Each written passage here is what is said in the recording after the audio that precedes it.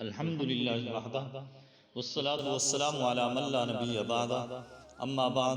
فاعوذ باللہ من الشیطان الرجیم بسم اللہ الرحمن الرحیم والمحصنات من النساء الا ما ملكت ايمانكم كتاب الله عليكم وأحل لكم ما وراء ذلكم أن تبتغوا بأموالكم محسنين غير مسافحين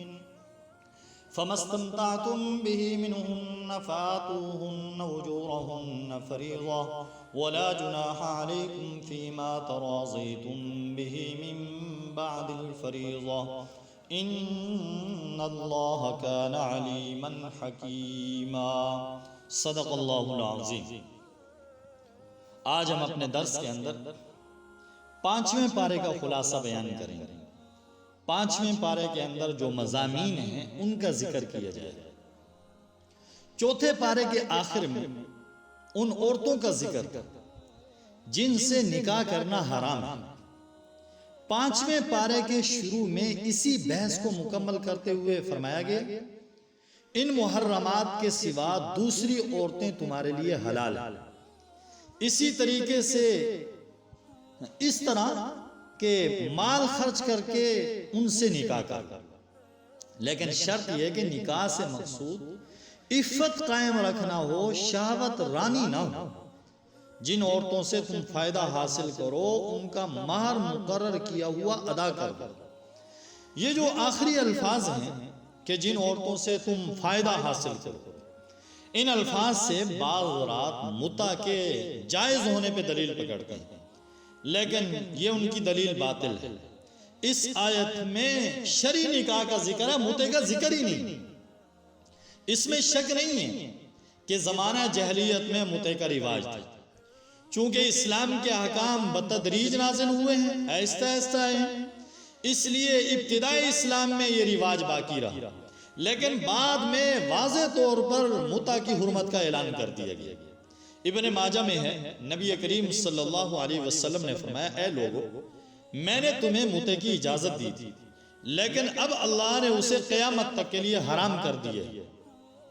اس کے علاوہ جو اہم مضامین اس 5ویں پارے میں آئے ہیں وہ یہ ہیں۔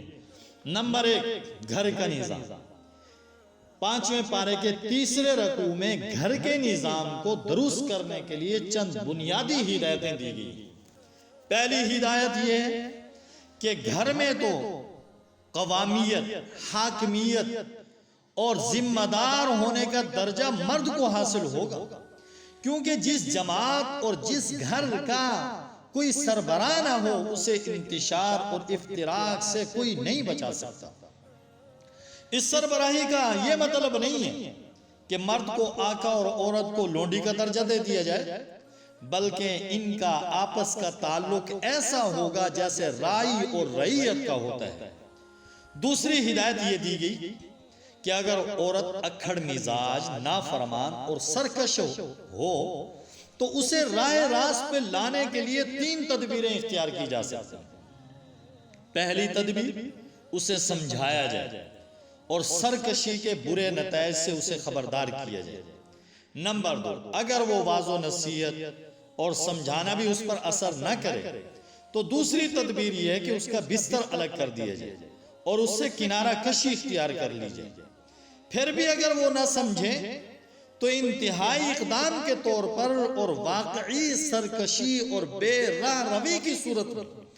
حد کے اندر رہتے ہوئے اس کی پٹائی بھی لگائی جا سکتی ہے۔ لیکن یہ بات ذہن نشین کر لینا مناسب ہوگا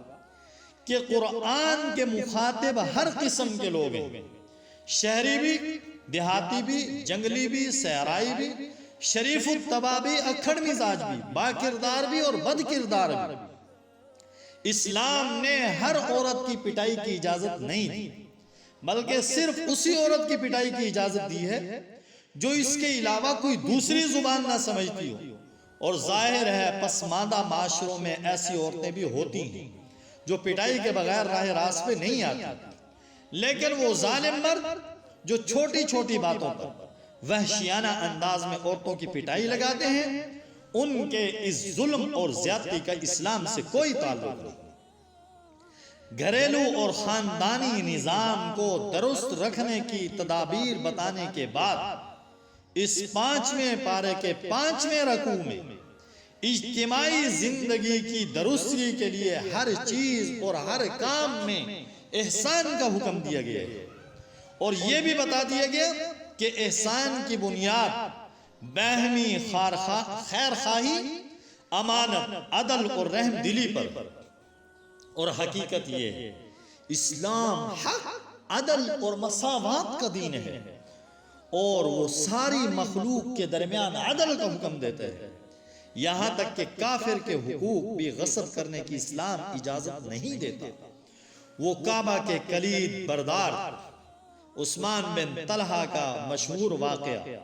ان سے فتح مکہ کے موقع پر چابی لی گئی تو بعض مسلمانوں نے کعبہ کا کلید بردار ہونے کا شرف حاصل کرنے کی تمنا ظاہر کی، لیکن اللہ تعالیٰ نے انہیں کعبہ کا کلید بردار ہونے کا جو شرف تھا وہی لوٹا دیا، اور یہی واقعہ ان کے ایمان لانے کا دوبارہ سبب بن گیا۔ اور پھر اس 5ویں پارے میں وہ واقعہ قابل ذکر ہے جسے مفسرین نے 5ویں پارے کے 6 رکوع کی بعض آیات کے شان نزول کے طور پہ ذکر کیا کہ ایک نام نہاد مسلمان منافق اور یہودی کا مقدمہ جب نبی کریم صلی اللہ علیہ وسلم کی خدمت میں پیش ہوا تو آقا نے یہودی کے حق میں فیصلہ فرما دیا۔ منافق نے اپنے حق میں فیصلہ کروانے کے لیے حضرت عمر رضی اللہ تعالیٰ عنہ کی طرف رجوع کیا تو حضرت عمر رضی اللہ تعالیٰ عنہ نے اس کی گردن اڑا دی۔ اس پر منافقوں نے بڑا شور و غوغا کیا۔ اللہ تبارک و تعالیٰ نے مسلمانوں کے سامنے اس حقیقت کو خوب اچھی طرح واضح کر دیا کہ کسی بھی شخص کا ایمان اس وقت تک کامل نہیں جب تک کہ وہ اللہ اور اس کے رسول کے فیصلوں پہ راضی نہ ہو، اور یہ بھی بتا دیا گیا کہ رسول کی بعثت کا اصل مقصد ہی یہ ہے کہ اس کی اطاعت کی جائے۔ رسول اللہ صلی اللہ علیہ وسلم کی اطاعت حقیقت میں اللہ ہی کی اطاعت ہے، لیکن ظاہر ہے کہ منافقوں کو رسول اللہ صلی اللہ علیہ وسلم کی اطاعت بڑی گراں محسوس ہوتی ہے۔ اس کے بعد 5ویں پارے کے 7ویں رکوع میں پہلے تو مسلمانوں کو جہاد اور قتال کی تیاری کا حکم دیا گیا ہے، اور یہ کہ اپنی نیت خالص رکھیں اور صرف اللہ کی رضا اور دین کی سربلندی کے لیے جنگ اور جہاد کریں۔ پھر بڑے جذباتی انداز میں انہیں جہاد کی ترغیب دی گئی ہے کہ آخر تم جہاد کیوں نہیں کرتے، جبکہ صورت یہ ہے کہ ظلم و ستم کی چکی میں پسنے والے کمزور مرد اور عورتیں اور بچے اللہ کے سامنے ہاتھ پھیلا پھیلا کے دعائیں کرتے ہیں کہ اے ہمارے رب تو ہمیں اس بستی سے نکال دے جہاں کے لوگ بڑے ظالم ہیں، اور اے اللہ تو کسی کو ہمارا مددگار بنا کر بھیج دے۔ چونکہ عام طور پر موت کا خوف جہاد کے میدان میں نکلنے سے ایک بڑی رکاوٹ بنتا ہے، اس لیے فرمایا گیا موت تو کہیں بھی آ سکتی ہے، گھر میں بھی، مضبوط قلعوں میں بھی۔ نہ جہاد میں نکلنا موت کو یقینی بناتا ہے، نہ گھر میں رہنا زندگی کے تحفظ کی ضمانت ہے۔ جہاد و قتال کی ترغیب کے بعد مسلمانوں کو منافقوں کی تدبیروں اور سازشوں سے چکنا رہنے کا حکم دیا گیا کہ یہ وہ سنگ دل گروہ ہے جس نے اسلام کا جامہ اور لباس زیب تن کر کے ہمیشہ اسلام اور مسلمانوں کو نقصان پہنچایا ہے۔ مدینہ منورہ میں جو پہلی اسلامی ریاست قائم ہوئی اس کے خلاف سازشوں کا تانا بانا بننے میں بھی یہی گروہ پیش تھے۔ مسلمان ان حرمہ نصیبوں کے بارے میں فیصلہ کرنے میں متردد تھے۔ سورہ نساء کا وہ حصہ نازل ہو گیا جس میں ان کی ذلت امیز حرکتوں، خفیہ منصوبہ بندیوں اور بغض و حسد پر مبنی کارروائیوں کا پول کھول دیا گیا، اور ان کے بارے میں واضح فیصلہ سنا دیا گیا کہ ان کا اسلام اور مسلمانوں سے کوئی تعلق نہیں، تاکہ اہل ایمان اور اہل نفاق کے درمیان حد فاصل قائم ہو جائے، اور مسلمانوں اور منافقوں کے بارے میں ایک آواز ہو جائیں اور ان کے درمیان کوئی اختلاف باقی نہ رہے۔ اللہ تبارک و تعالیٰ کے حاکمانہ بیان کا اندازہ ملاحظہ فرمائی۔ اللہ تبارک و تعالیٰ کے ارشاد ہے، تمہیں کیا ہو گیا ہے کہ تم منافقوں کے بارے میں دو گروہ ہو رہے ہو، اور اللہ نے ان کو ان کی حرکتوں کی وجہ سے الٹ دیا ہے۔ یعنی اے مسلمانوں، تم منافقوں کے بارے میں دو گروہوں میں کیوں تقسیم ہو گئے ہو؟ ایک گروہ کہتا ہے کہ انہیں قتل کرنا چاہیے کیونکہ وہ ہمارے دشمن ہیں، دوسرا گروہ کہتا ہے کہ ان کے بارے میں نرم پہلو اختیار کرنا چاہیے کیونکہ وہ ہمارے دینی بھائی ہیں، جبکہ اللہ تعالیٰ نے انہیں ان کے نفاق اور معصیت کی وجہ سے کفر کی طرف واپس لوٹا دیا ہے۔ اس کے بعد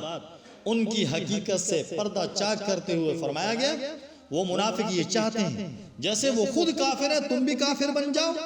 پھر تم دونوں برابر ہو جاؤ، پس ان میں سے کسی کو دوست نہ بناؤ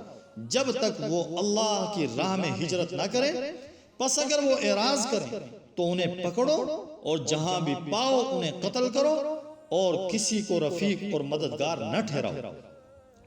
5ویں پارے کے 10ویں رکوع میں مومن کے قتل عمد کی سزا بتائی گئی ہے اور اس کے لیے انتہائی سخت لہجہ اختیار فرمایا گیا جو کوئی کسی مومن کو جان بوجھ کر قتل کرے اس کی سزا جہنم ہے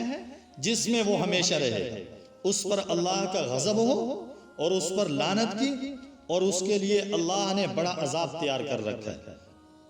اس آیت سے بظاہر یہ ثابت ہوتا ہے کہ مومن کو قتل کرنے والا اگرچہ مسلمان ہی کیوں نہ ہو وہ دائمی عذاب کا مستحق ہے، لیکن بالاتفاق یہ ظاہری معنی مراد نہیں ہے۔ دائمی عذاب کا مستحق صرف وہ شخص ہوگا جو مسلمان کے قتل کو حلال سمجھے گا، کیونکہ ایسا سمجھنے والا کافر ہو جاتا ہے اور کافر کے لیے ہمیشہ کا عذاب ہے۔ قتل عمد کی سزا بیان کرنے کے بعد دوبارہ جہاد کی اہمیت اور مجاہدین کی فضیلت بتائی گئی ہے اور واضح طور پہ بتایا گیا ہے کہ اللہ کے راستے میں جہاد کرنے والے اور ہاتھ پہ ہاتھ دھر کر بیٹھنے والے برابر نہیں ہو سکتے، اور یہ جو بار بار جہاد کی طرف متوجہ کیا جا رہا ہے، اگر امت جہاد سے کنارہ کشی کر لے گی تو اسے ذلت اور رسوائی سے کوئی نہیں بچا سکتا۔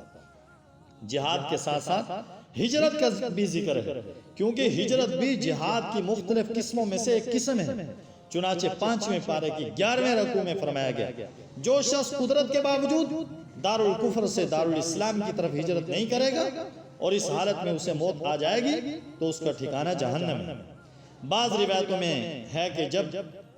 آیات ہجرت نازل ہوئی تو حضرت حمزہ بن قیس رضی اللہ تعالیٰ عنہ جو کہ سخت علیل تھے، بیمار تھے، وہ پریشان ہو گئے، چلنے پھرنے کے قابل تو تھے نہیں۔ اپنے بیٹوں سے کہا کہ مجھے چارپائی پر ڈال کر مدینہ منورہ لے چلو، میں مکے میں ایک رات بھی نہیں گزاروں گا۔ انہیں چارپائی پر ڈال کر مدینہ لے جانے لگے، لیکن مکے سے نکلتے ہی ان کا انتقال ہو گیا۔ اس پر اللہ تبارک و تعالیٰ نے فرمایا، اور جو شخص اللہ اور اس کے رسول کی طرف ہجرت کر کے گھر سے نکل جائے پھر اس کو موت آ پکڑے تو اس کا ثواب اللہ کے ذمے ہو چکا، اور اللہ بخشنے والا مہربان ہے۔ چونکہ ہجرت و جہاد میں خوف و خطر کا سامنا بھی ہوتا ہے، اس لیے 12ویں رکوع میں صلاۃ خوف اور صلاۃ مسافر کا ذکر ہے۔ 5ویں پارے کے 13ویں رکوع میں اس مشہور واقعے کی طرف اشارہ ہے جس کے مطابق ایک شخص نے چوری کرنے کے بعد ایک یہودی پر بہتان لگا دیا۔ اس نے اور اس کے اقربا نے اپنی چکنی چپڑی باتوں سے حضور اکرم صلی اللہ علیہ وسلم کو متاثر کر لیا۔ قریب تھا کہ آقا اس یہودی کے خلاف فیصلہ فرما دیتے کہ اللہ پاک نے یہ آیت نازل فرمائی اور آپ کو ایسے لوگوں کا ساتھ دینے اور ان کی وکالت کرنے سے منع فرمایا۔ ارشاد باری، آپ دغا بازوں کی طرف جھگڑا کرنے والے نہ بنیں، آپ دغا بازوں کی طرف سے جھگڑا کرنے والے نہ بنیں اور اللہ تعالیٰ سے معافی مانگیں، بے شک اللہ تعالیٰ بخشنے والا مہربان ہے۔ یہ آیات اور یہ واقعہ عدل و انصاف کی تاریخ میں سنہرے حروف سے لکھے جانے کے قابل ہے کہ ایک یہودی اور مسلمان منافق کے جھگڑے میں جب آقا کا اعلان مسلمان کی طرف ہوا تو اس پر اللہ تعالیٰ کی طرف سے آپ کو نہ صرف تنبیہ کی گئی بلکہ اس تنبیہ کا قیامت تک کے لیے قرآن کریم میں ذکر کر دیا گیا۔ ان آیات کے نازل ہونے کے بعد یہ شخص جس نے چوری کی تھی مکہ بھاگ گیا اور مرتد ہو گیا، اس لیے 5ویں پارے کے 15ویں رکوع میں یہ بتایا گیا ہے کہ اللہ کے نزدیک سب سے بڑا جرم کفر و شرک ہے، اور جس کا کفر و شرک پر انتقال ہو جائے اس کی مغفرت کی کوئی صورت نہیں۔ اس کے بعد متعدد آیات میں انسان کی سرکشی کا سبب بتلایا گیا ہے، وہ یہ کہ اللہ تعالیٰ کے مقابلے میں شیطان کی اطاعت کرتا ہے اور وہ اس کو ہدایت کے رستے سے بہت دور لے جاتا ہے۔ پھر ابو الانبیاء حضرت ابراہیم خلیل اللہ علیہ السلام کا تذکرہ ہے، اور یہ کہ ہدایت اسی کو ملے گی جو ان کے رستے کی اتباع کرے گا۔ 5ویں پارے کے 16ویں رکوع میں دوبارہ عورتوں کا تذکرہ ہے، جس میں ان پر ظلم کرنے اور ان کے حقوق غصب کرنے سے منع کیا گیا ہے، اور یہ کہ اگر میاں بیوی کے درمیان اختلاف ہو جائے تو انہیں آپس میں صلح کر لینی چاہیے، صلح ہی سب سے اچھا رشتہ ہے۔ 5ویں پارے کے آخری رکوع میں دوبارہ منافقوں کی مذمت ہے اور انہیں سخت ترین عذاب کی وعید سنائی گئی ہے۔ یہ 5ویں پارے کا خلاصہ تھا، 5ویں پارے کے اہم مضامین تھے جو بیان کیے گئے۔ دعا ہے اللہ رب العزت سے کہ اللہ ہم سب کو قرآنی احکام کو سمجھ کر ان پر عمل کی توفیق نصیب فرمائے۔ صحیح معنی میں اللہ تبارک و تعالی ہم سب کو قرآن والا، دین والا بنائے، نبی علیہ السلام کا امتی بنائے۔ وآخر دعوانا ان الحمدللہ رب العالمین۔